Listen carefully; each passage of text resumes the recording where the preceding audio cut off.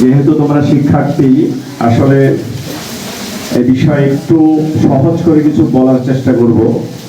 বাংলাদেশের স্বাধীনতার আগে একটা অভ্যুত্থান হয়েছিল দেশে, সেটাও ছিল 69-এর গণ অভ্যুত্থান। বাংলাদেশ স্বাধীন হওয়ার পরে দুইটা অভ্যুত্থান হয়েছে। একটা অভ্যুত্থান 90-এর গণ অভ্যুত্থান, আর একটা হচ্ছে 24-এর গণ অভ্যুত্থান। এই তিনটা অভ্যুত্থানের মধ্যে সবচেয়ে ভয়ঙ্কর, বিভৎস, ইতিহাস সৃষ্টিকারী, ব্যাপক, এক কথায় এইরকম একটা অভ্যুত্থান পৃথিবীর বুকে যুগ থেকে যুগে, শতাব্দী থেকে শতাব্দী একটা ইতিহাস সৃষ্টিকারী গণ অভ্যুত্থান হচ্ছে 24-এর গণ অভ্যুত্থান।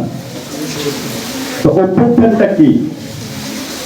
অভ্যুত্থান হচ্ছে কোন সরকারের অন্যায়, অত্যাচার, অবিচার, দমন পীড়ন এসবের বিরুদ্ধে জনগণ যখন একতাবদ্ধ হয়ে স্বতঃস্ফূর্তভাবে রাস্তায় নেমে আসে। অথবা আরো সহজ করে যদি বলি, কোন সরকারের অন্যায্য শাসনের বিরুদ্ধে জনগণের একতাবদ্ধ আন্দোলনে বাধ্য হয়ে সরকার যখন পদত্যাগ করে, সেটাই হচ্ছে গণ অভ্যুত্থান। আসলে 24-এর গণ অভ্যুত্থান সূচনাটা হয়েছিল একটা কোটা বিরোধী আন্দোলনকে সূত্র করে। বাংলাদেশের চাকরিতে 55% শতকরা 55% কোটা ছিল সরকারি চাকরিতে, যার কারণে অনেক মেধাবী সরকারি চাকরিতে সুযোগ পেত না, যার ফলে দেশের বিশ্ববিদ্যালয় থেকে শুরু করে বিভিন্ন শিক্ষাঙ্গনের শিক্ষার্থীরা এর বিরুদ্ধে একটা আন্দোলন গড়ে তুলেছিল। এই আন্দোলনের যে ফসল, সেই আন্দোলনের ফসল তাই মোটামুটি জুলাইয়ের গণ অভ্যুত্থান। এই আন্দোলনটা সূচনা আসলে 2018 সাল থেকে শুরু হয়েছে। 24-এ যে আমরা এটার পরিণতি দেখতে পাই, আমরা 2024-এর যে জুলাই, সে জুলাইয়ের প্রথম থেকেই মূলত এই আন্দোলন একেবারে তীব্র থেকে তীব্রতর হয়েছে। বিশেষ করে এই আন্দোলনে গৃতাহুতি অর্থাৎ ছুঁই ঢেলে দিয়েছে যখন 24-এর 16 জুলাই রোকেয়া বিশ্ববিদ্যালয়ের আবু সাঈদ পুলিশের গুলিতে নিহত হয়েছে, তখন থেকে আন্দোলন তীব্র থেকে তীব্র হয়েছে এবং ক্রমান্বয়ে সরকারের দমন পীড়ন বেড়েছে। অসংখ্য অনেক ছাত্র জনতা, যুবক, বৃদ্ধ অনেকেই এই আন্দোলনে নিহত হয়েছে। আসলে এই আন্দোলন, আমি একটু আগেই বলেছি, ইতিহাস সৃষ্টিকারী। কারণ হচ্ছে আমরা ইতিহাসে দেখি 69-এর গণ অভ্যুত্থানে আইয়ুব খানের বিরুদ্ধে যে আন্দোলনটা হয়েছিল, সেখানে আন্দোলনে মারা গিয়েছে মাত্র 68 জন। 90-এর যে গণ অভ্যুত্থান হুসাইন মোহাম্মদ এরশাদের বিরুদ্ধে হয়েছিল, সে আন্দোলনে মারা গিয়েছে 100-র মতো লোক। আর জুলাইয়ের গণ অভ্যুত্থানে নিহত হয়েছে, শহীদ হয়েছে, সরকারি হিসাব যদি বলছে 1000-এর মতো, বেসরকারি বিভিন্ন সংস্থার হিসাব হচ্ছে প্রায় 1500। সরকারি হিসাব বলছে প্রায় 14,000 কি 15,000-এর মতো আহত হয়েছে, যারা চোখ হারিয়েছে, হাত হারিয়েছে, পা হারিয়েছে, মাথার খুলি অনেকের উড়ে গেছে।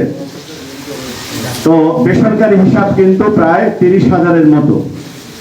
এক কথায় এইরকম একটা ইতিহাস সৃষ্টিকারী, এইরকম একটা বিভৎস গণ অভ্যুত্থান বাংলাদেশের ইতিহাসে আর হয় নাই।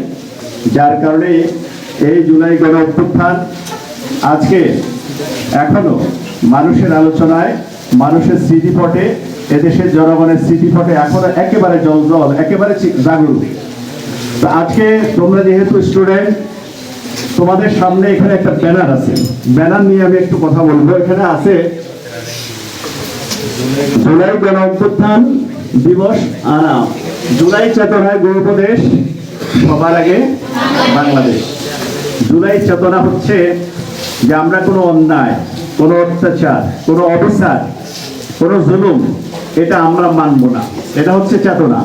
এটা হচ্ছে কিসের চেতনা? জুলাইয়ের চেতনা। আর পরবর্তী কথাটা হচ্ছে সবার আগে বাংলাদেশ।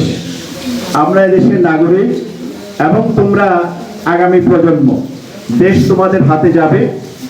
আমরা যারা এখন চলে যাচ্ছি আস্তে আস্তে আমরাও কি মানে যাওয়ার পথে, আগামীর প্রজন্ম তোমরা এই চেতনা যদি থাকে সবার আগে বাংলাদেশ, তার মানে হচ্ছে দেশটা সবার আগে, আমার ব্যক্তি স্বার্থ, আমার কোনো স্বার্থ সবার আগে না। কিন্তু যদি আমি পদে যে, ক্ষমতায় যে, অথবা কোনো একটা সুযোগ পেয়ে আমি আমার স্বার্থটা উদ্ধার করি, দেশের অর্থ পাচার করি। এদেশের মন্ত্রীরা বিদেশে শত শত বাড়ি করেছে, শত শত দোকান করেছে, ব্যাংকের অর্থ লুট করেছে। তো এখন সবার আগে বাংলাদেশ না সবার আগে তারা নিজের স্বার্থ উদ্ধার করেছে? কি বলো তোমরা? নিজের স্বার্থ। কিন্তু আমাদের স্লোগান হবে কি? সবার আগে বাংলাদেশ। অর্থাৎ আমার স্বার্থ আগে না। একজন কন্ট্রাক্টর, একজন ঠিকাদার, তিনি যদি কোনো কাজ, সরকারি কাজ পেয়ে শুধু নিজের লাভটাই চিন্তা করেন, তখন কাজটা কি মানের হবে, টেকসই হবে, হবে কিনা? কখনোই হবে না। তো বুঝতে হবে তার কাছে কি সবার আগে কি নয়? বাংলাদেশ নয়। যাই হোক, আমরা যে যেখানে আছি, আমি একজন শিক্ষক, তোমরা ছাত্র, এবং যে যেই অবস্থানে আছে, আমরা যদি দেশের স্বার্থটাকে আগে দেখি, তাহলে আমি বুঝবো আমার ভিতরে কি আছে, দেশপ্রেম আছে। তখনই এই স্লোগানটা সার্থক হবে, সবার আগে বাংলাদেশ। এবং এই বাংলাদেশটাকে গড়ার জন্য সবার আগে শিক্ষার্থী হিসাবে তোমার যে কাজটা, সেটা হচ্ছে নিজেকে তৈরি করা। আর নিজেকে তৈরি করা কিসের মাধ্যমে? লেখাপড়ার মাধ্যমে। কি বলো তোমরা? আমরা এখন থেকে প্রতিজ্ঞাবদ্ধ হব যে আমরা আমাদের এই সময়টুকুকে অবহেলায় কাটাবো না। আমরা নিজেকে তৈরি করব, আমরা লেখাপড়া করব, নিয়মিত বিদ্যালয়ে আসব। এবং আগামী যে অনেক এসএসসি পরীক্ষার্থী আছে, এসএসসি পরীক্ষাটা যদি ভালো হয়, তাহলে বুঝতে হবে যে আমাদের এই স্লোগান সার্থক, সবার আগে বাংলাদেশ। আসসালামু আলাইকুম।